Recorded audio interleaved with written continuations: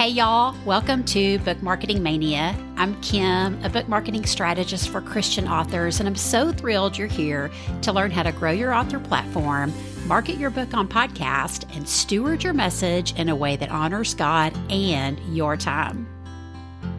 So with all the many ways to market books these days, how in the world can you sort through them to find what's best for you and your readers? And how can you keep up with those marketing strategies without taking too much time away from your writing? That's what we're talking about today, and I invited my friend Shelley Hitz onto the show. Shelley is an author, co-host of the Kingdom Writer podcast, and co-founder of the Christian Book Academy. And I couldn't wait to talk to Shelley about how you can evaluate your book marketing and get a baseline for what's working and what's not, so you don't get distracted by shiny objects or what other authors are doing. And then Shelley's going to share how to move forward with marketing strategies that work best for you and your audience. And most importantly, how you can make sure you're on track with what God wants you to do with the message He gave you. Y'all, you're in for a treat today, so let's get to it. Hey, Shelley, welcome to Book Marketing Mania. I am so glad you're here to serve our listeners today. Thank you so much, Kim. I'm so excited that you invited me and to share all about the book marketing things, because I know you love talking about this as well. I do, yes. So y'all heard me gush about Shelley in the introduction. And Shelley, as I've talked to you about, I know our listeners just keep talking about how they really want to market their books, but they don't want it to take all their time.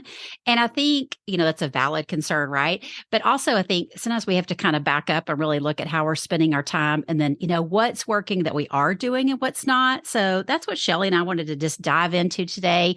And I'm going to let Shelley talk about how we can do kind of an audit of our book marketing strategy, what we're doing today, what might need to be changed, and just some other really important things that maybe you haven't thought about when you look back on what's going on with your marketing. So Shelley, I am just going to let you take it and run with it. Yeah, thank you so much, Kim. And when we talk about book marketing, it's a huge topic. And I always say it's a marathon, not a sprint, right? Yes. But you can train for a marathon in a way that's good for your body. You can recover well. My husband is a competitive runner. He's a running coach. So I know all these things, and he's coached me before too. But, it doesn't mean you have to just, burn out and hit the wall and, all the things. Like, we can do book marketing in a way that's joyful, that we enjoy, and that actually works. And obviously, there are going to be things that we have to try. We have to test, track, and tweak is like what I like to say. But one of the things I've noticed, I've been working with writers since 2010, so almost 13 years now. And one of the things that I notice is it's so easy to get caught up in the bright, shiny object. Mm-hmm. Have you noticed that even with yourself, Kim? Absolutely. Yeah. Oh, yeah. We're all guilty of that, right? Yeah. And I have to fiercely unsubscribe. And, I stay with the ones that, the emails and the social media accounts and the things that are really helping me. But, if you're having all of this noise come in, it's going to be so easy just to flip to this technique and then that one. And I'm going to take this course. I'm going to try this thing. And whereas sometimes you might just want to just take a few steps back, like you said, and consider a book marketing audit. So this is especially for those of you that have been doing this for a while, but you can even start this if you just published a book, so you have kind of a baseline. But the first thing I encourage writers to do is to really look at your numbers. And this is sometimes hard. Yes. I know, because you may have sold maybe one book this month, or maybe you didn't sell any. And it's heart shattering sometimes to look at the statistics. But, I think, God has really shown me over the years not to be afraid of numbers, numbers just provide information. So Mm-hmm. numbers do not give us our value. It does not say whether we're a success or not. A lot of times God shows me that success is obedience, but Yes. numbers can help us to know what is working and what's not. And so it's good just to know, like, where are you at? Like, how many, books have you sold? Get kind of some baseline numbers for your author platform and where you're at. So you can kind of see how that grows, your email list, your website visitors, social media. That's kind of what I'm referring to with an Uh-huh. author platform.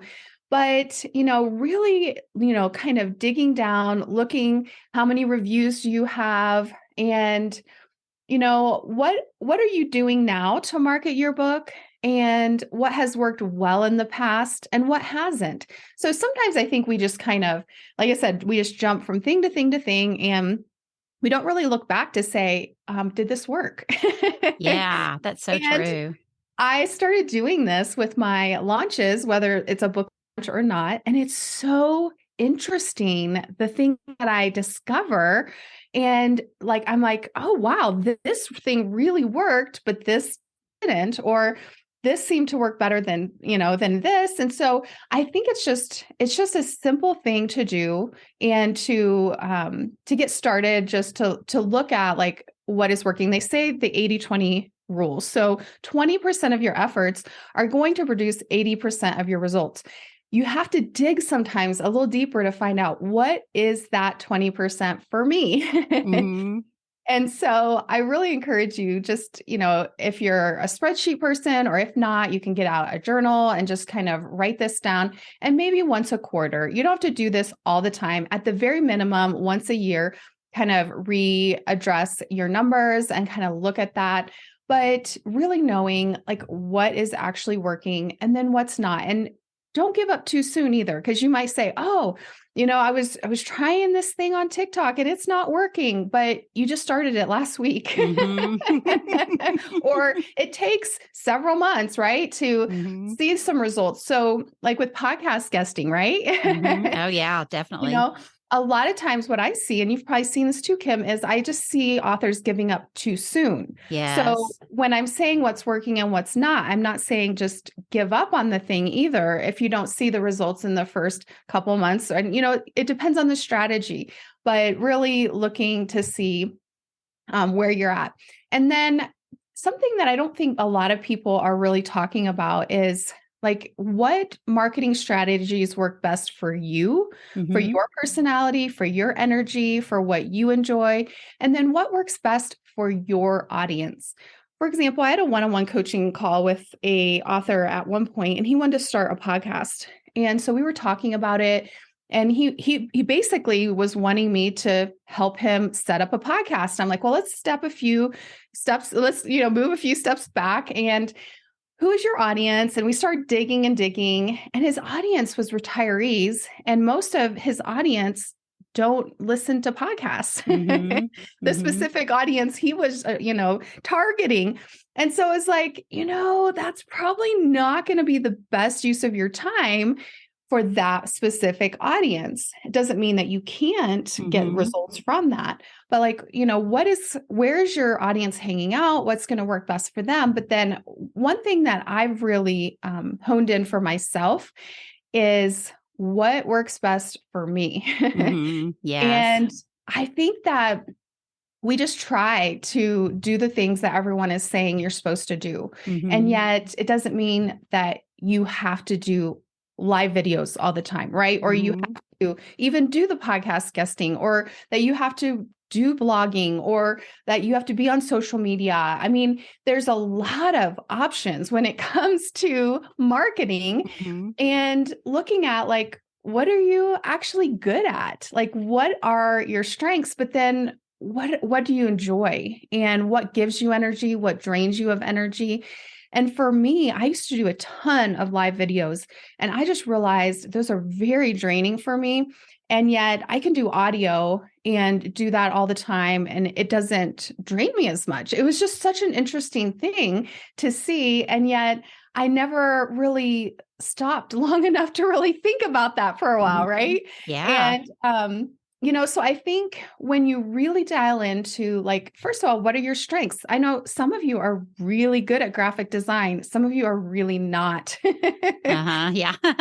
And some of my Christian Book Academy members will say, I love designing graphics and things like that. And, then that's something that you can really say, okay, maybe Pinterest, maybe that would be a great platform for you. Or maybe you are a video person. So, maybe you want to do YouTube or writing. Maybe you say, Shelley, I'm a writer through and through to my core. Well, there's so many ways you can do marketing with writing, including blogs, including SEO, including writing a short Kindle ebook that's free permanently, or just sometimes with the KDP Select program, and then it promotes your other books through your email marketing. There's so many ways that you can use your writing to actually do really effective marketing. So, I think that sometimes we just think, oh, marketing, it's when we dread it, right? And we just think it's so hard and I just don't want to do it. But what if you really found some things that you enjoy? Then you're going to want to do those things more often. And so, I think just looking into to yourself, what you enjoy, but also like, what are your resources? A lot of you have other jobs, you have other responsibilities, you have families, you have volunteer, responsibilities. And so, committing to do like a huge summit with 30 speakers, that's going to take you 3 months, to really plan. That's going to be a huge commitment. And to really think about doing something like that just isn't going to fit in the time commitment you have. But you could maybe do a 1-day audio summit, right? It doesn't have to have an all access pass. It doesn't have to have all the bells and whistles. You could do something that does work in the resources that you have as far as time. And, you can also, adjust as you go. The thing is, like I always say, test, track, and tweak. And so as you're going to be looking at, like, how did that go? What did I like about that? How can I do it differently? So, Kim, you were a speaker at our Kingdom Writers Conference, and that was so fun. Yes. And it was a really big one. We had a lot of speakers, I think almost 30 for that one, but it was a 5-day conference and, just a lot of stuff going on, but I was totally toast afterwards. Yeah. I'm really an introvert. I'm a speaker, I'm a communicator, but I'm an introvert. And so I said, okay, this worked really, really well, but it drained me and it took me a long time to recover. What can I do differently? And so this year I've pivoted to a 1-day event, and it's smaller with 8 speakers, and it's 1 day. We still meet on Zoom, and everyone loves it. And it's still really good quality content, and it's fun and prizes and all the things, but it was like not draining to me at all. Yeah. I think that's so important. Yeah. I love that you talked about the energy aspect, because I always think, like, with our resources, I always think of just time and money, like time and money are just always in the forefront. But I have been reminded so much recently that, we really have to give the attention to the energy. So even if we have the time and even if we have the money, we may not have the energy. And I'm so glad you gave us that example of your conference, because yes, your conference is amazing. So everybody, I'll be sure and put a link that you definitely want to stay in touch with Shelley and get on her list so you can learn about the next conferences if you haven't attended them. But I would love for you to share a little bit too, Shelley, because you made me think about, what you were talking about. A lot of times we, have all these distractions and, all these squirrels that we see everybody doing all these things. And we may see a particular author that it looks at least like leading up to a launch, like they are doing all the things they could possibly do. Right. And they may really be, but, sometimes those people are someone that's been at it for many, many years. And they would tell, some of our listeners that are maybe just getting started that they didn't do that in the beginning. There's no way they could have. And I think about you've been at it a while with lots of books, and in the beginning, I just don't think you can do all those things. And now maybe as you're doing more and more, it's because you're able to maybe bring on some help. So can you just kind of talk about, like, just think about, sharing for the people that are just kind of getting started and they do see somebody doing all the things that maybe it's not, you don't see what's really going on behind the scenes, but also you just have to remember they're further on down the line than you. And so how can we see that but not be discouraged and feel like we're not doing enough? Yeah, I think, we all are at different stages, and I can look at someone else that's further along than me and say, whoa, like that is amazing. Whereas other people might look at me and say, whoa, look at what she's doing. But yeah, I do have a team of virtual assistants now. And so I can do the things that I do. I do this full time as well.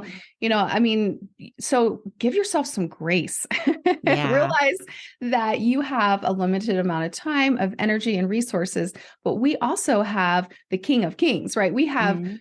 Jesus on as a resource as Christians, as believers. And so, God can give you those God ideas instead of just good ideas. And so we Mhm. recommend that you have business meetings with God. So what does that mean? That just means that like even here, like when you're sitting down, you're doing an audit, you're looking at your numbers, you're looking at what's best for you, what's best for your audience, and what's worked, what's not. And you're really like, I encourage you to write it out, like you're journaling and so that you can look at those things and then compare when you do it again. But ask God, what would be the 20%? What would be, I have this many hours that I can devote. What is going to give the best bang for that buck, right? Or Mhm. for that time, and ask the Lord and just start journaling. And what I have found is that it's like a two-way journal. It's where I'm writing out my prayers and my plans and things to God. And then as I get quiet, as I sit, that I listen to what he's saying, and then I write out what I sense him saying. Now, and sometimes it takes a while, like, Mhm. because we're just getting the cobwebs out of our mind, and I'll just sit down and I'll just start planning. Like even this morning, I was writing out like the different months of, the rest of this year and some of the things I was planning. And then I just kept writing and rewriting and moving things around and praying. And it's still not finalized, but coming to God and asking him for wisdom and for guidance, because we cannot do all the things. Mhm. And those that you are seeing do the things, they, number one, are probably able to do this full time, or Mhm. they have a team that they can pay, and they hire that can do some things for them. But there are a lot of ways that you can also have, just little shortcuts, like using templates or, getting on Canva. They have a Mhm. ton of things that you can use on there for graphics. We provide, like in our academy and Christian Book Academy, also in our book marketing shop, we provide a lot of like little templates that you can edit Mhm. and then put it in your own voice, but not starting with the blank page, whether it's a pitch email like what you do, or Mhm. if it's an email to send out during a launch or a promotion or whatever, a social media post. There's so many things that you don't have to start from scratch. And Mhm. so, Yeah. you can get help, and there's different ways, but to really just take a deep breath, give yourself some grace, and ask God, like, if I can only focus on one thing right now, what would that be? And I've just found that I get clarity as I take action. My friend Shay Mhm. Bynes from Kingdom Driven Entrepreneur says, God can't direct a parked car. And I Mhm. share that quote a lot because so many times we're just stuck, paralysis of analysis. And so if you just start, have a business meeting with God, say, these are all the things that I'm doing. What really seems to be working? What's rising up to that 20% that's really working? Maybe Instagram is really working for you. You're getting a Mhm. lot of DMs, you're getting a lot of clients, or at least some, sales, or, some things that people are interacting with you there. Maybe it's not. Maybe it's a ghost town Mhm. and you're spending 5 hours a week on Instagram. Mhm. Where Yeah. else could you maybe allocate that 5 hours a week? Maybe on Amazon ads. Mhm. Maybe if you really spent some time learning Amazon ads, that's, one of the ways we sell books. And so, there's just things that as you start taking action and as you start doing the things, that God will begin directing you and showing you where to spend your time. And I just think that's it's just a fun adventure because we're doing it with him. Yes, I totally agree. And I think that's what we all want to, do this book marketing thing is we always want to make sure that we're honoring God with it because it's his message that he gave us, but that we're honoring our time as well, and especially our time and energy that kind of go together. So, oh gosh, this has been so incredible, Shelley. I could talk for you hours about this, but I definitely want to just give you an opportunity to tell our listeners about your community because I do want to encourage everyone to check it out. I think community is huge for us. Oftentimes we're just, behind our computers alone and we don't have somebody, to talk to. And I think, Shelley, you and CJ do such an amazing job at just pouring into the community and mentoring and coaching. But then again, you also have all these amazing resources in your shop for people to take advantage of. So just think of that, how you can, get these resources and save yourself some time to be able to market your book longer because it's not just about your launch period. We're going to, market our books long after the launch. So you can learn so much from Shelley. So Shelley, I would love for you just to tell our listeners where they can connect with you and a little bit about your shop. And I know you had a little surprise for our listeners too. Yeah. So my husband and I host the Kingdom Writers Conference, and we have different editions. And so the one that Kim was part of was all about collaborations. And we have, different topics at different times. So definitely check that out. And we are the host of the Kingdom Writers podcast. So you're here. So you're listening to a podcast. So you might be interested in connecting with us over there. And then we do have tons and tons of resources. We've been doing this for a long time. So we have just about anything that you can think of, like for book marketing and authors and all of the things. We probably have a resource for that, our signature membership, Christian Book Academy, or in our shop. But I have a coupon. What we've been talking about today, I have a workshop, and it gives you a workbook like that you can go through the book marketing audit step by step, not, miss anything. It's all right there. But then also it gives you 27 different book marketing ideas. So you can go through and just really say, okay, what really does fit with my strengths, with my audience, with my resources, time, energy, budget, all of that. And you can, use that as kind of a jumping off point for your marketing. So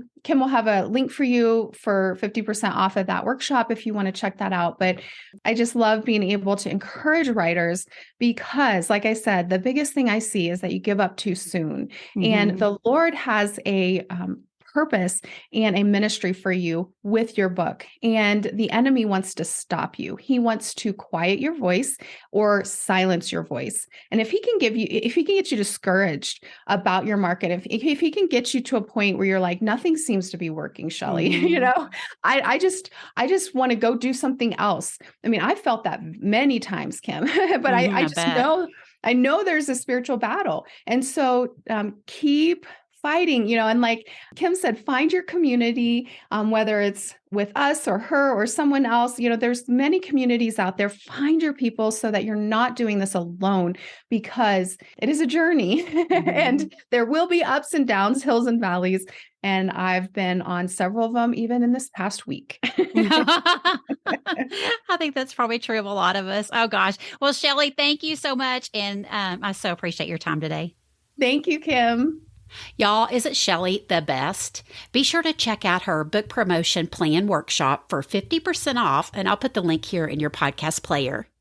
And stay tuned next week. We'll be talking about how to do a time audit to find you more time to market your books in ways that work best for you and your readers. Be sure to click the follow button in your podcast player so you don't miss an episode. And if you found this episode helpful, would you take a screenshot and share it with a friend so they too can learn to market their Christian books in less time? I'd be so grateful. And as always, I'll be there for you next week to help you market your book one podcast at a time. See you then.